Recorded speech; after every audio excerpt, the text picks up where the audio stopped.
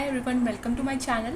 So today we are going to cover history का chapter 1 जो हमने ऑलरेडी एक्सप्लेन कर लिया. मैंने इसके नोट्स भी शेयर किए थे.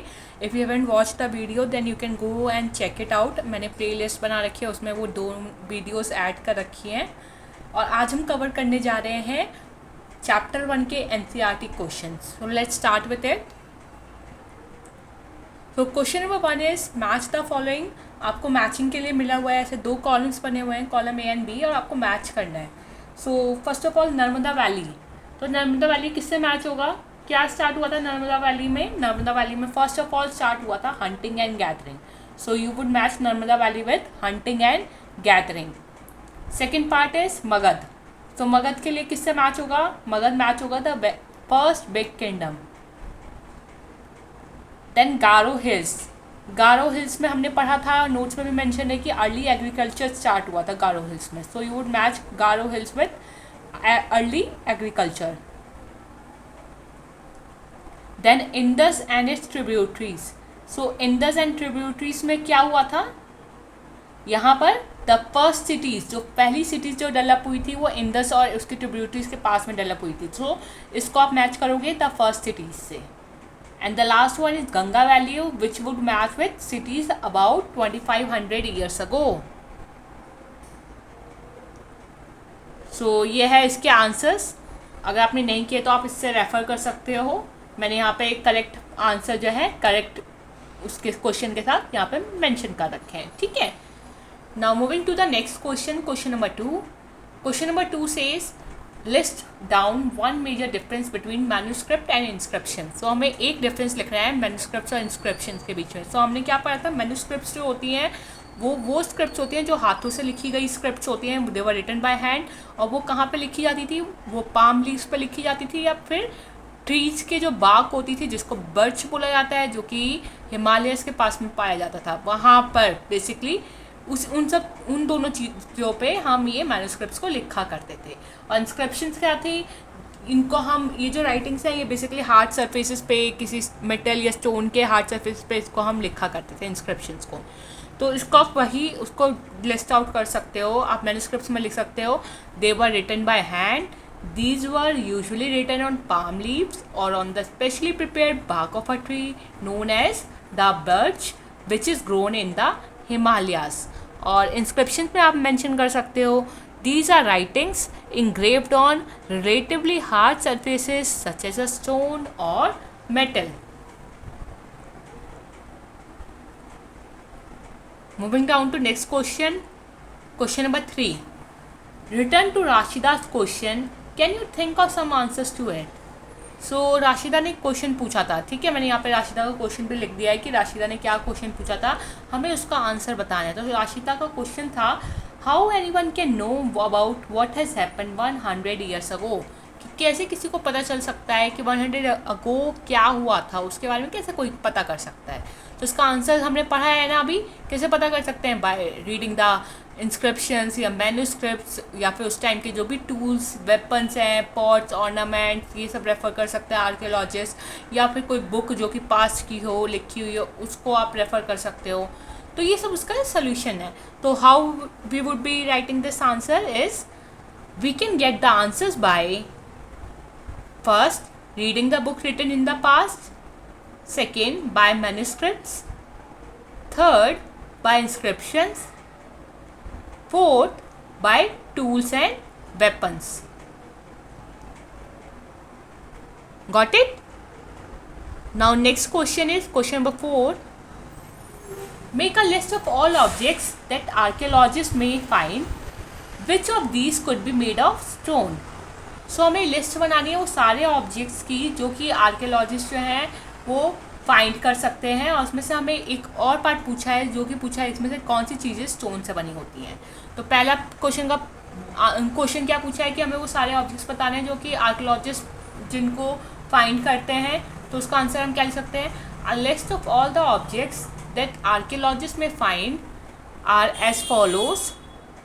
लाइक आप मेंशन कर सकते हो remains of buildings, paintings, sculpture, tools, weapons, pots, pants, ornaments, bones of animals, coins. ये सब वो सारे ऑब्जेक्ट्स हैं जो कि आर्कियोलॉजिस्ट जो हैं वो फाइंड आउट कर सकते हैं. ठीक है। अब इसका सेकंड पार्ट भी है जिसमें इसने पूछा है कि इनमें से कौन सी चीज़ें हैं जो कि स्टोन से बनी हुई हैं।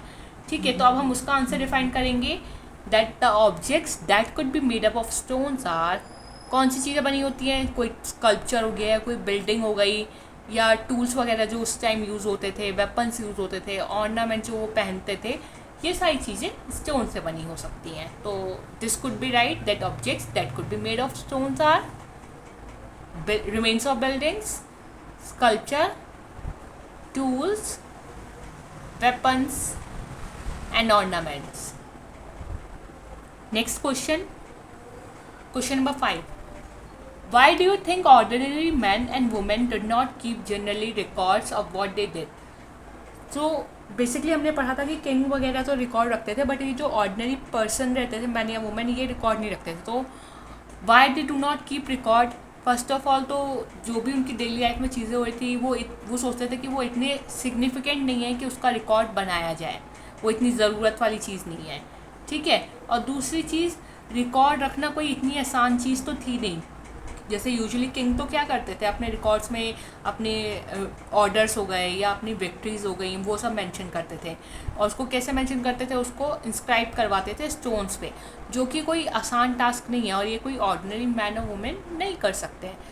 सो हम इस आंसर को ऐसे लिखेंगे, ordinary man and women did not keep a record of what they did because they did not find the events of their daily lives to be of significance that had to be recorded. Unlike the present day, record keeping was not easy in the past. Records were usually maintained by kings to describe their victories in battles. Those records were maintained by inscribing on the stones, which was not an easy task for the ordinary man and woman to do. Next question number 6.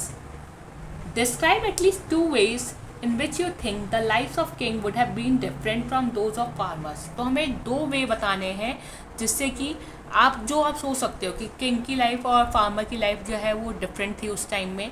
तो इसका answer देखो, आप कुछ ये लिख सकते हो कि किंग जो है उस टाइम पैलेस में रहते थे, फार्मर्स पैलेस में नहीं रहते थे। किंग्स का काम क्या होता था? Basically to fight the battle, जो भी लड़ाई करना, और ये अपने लोगों के लिए, किंगडम को बचाने के लिए एनिमीज से फाइट करना। बट फार्मर्स का काम लड़ाई करना नहीं था, उनका काम क्या था? They had to grow the crops for the people of their kingdom. ठीक है, तो हमें इनमें से, यहाँ पे मैंने 3 पॉइंट्स लिखे हैं और इसमें से कोई भी 2 वे लिख सकते हो। तो आप इस आंसर को लिखोगे, life of king would have been different from those of farmers in the following veg.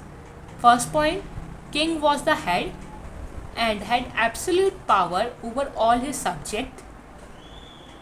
Whereas so farmers, they on the other hand, they used to lead an ordinary life without having any such powers. Second point, king lives in palace while the farmer lives in huts.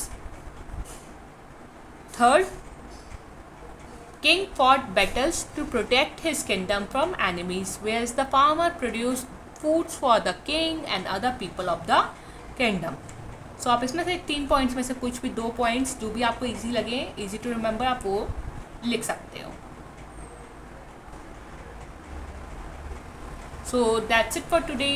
I have covered all the NCERT questions जो कि given थे in the book. In the next video I would be covering some extra questions जो इस chapter से बन सकते हैं. So till then, अगर आपको मेरी वीडियो अच्छी लगे तो इसको लाइक करें, इस पर कमेंट करें और इसे शेयर करें अपने फ्रेंड्स के साथ, और मेरा चैनल सब्सक्राइब करना ना भूलें, जिससे जब भी मैं नेक्स्ट वीडियो, वहाँ पे जो बेल आइकन है उसको भी हिट कर दें, जिससे जब भी मैं नेक्स्ट वीडियो पोस्ट करूँ तो आपके पास नोटिफिकेशन आ जाए. Thank you so much everyone. मिलते हैं नेक्स्ट वीडियो में.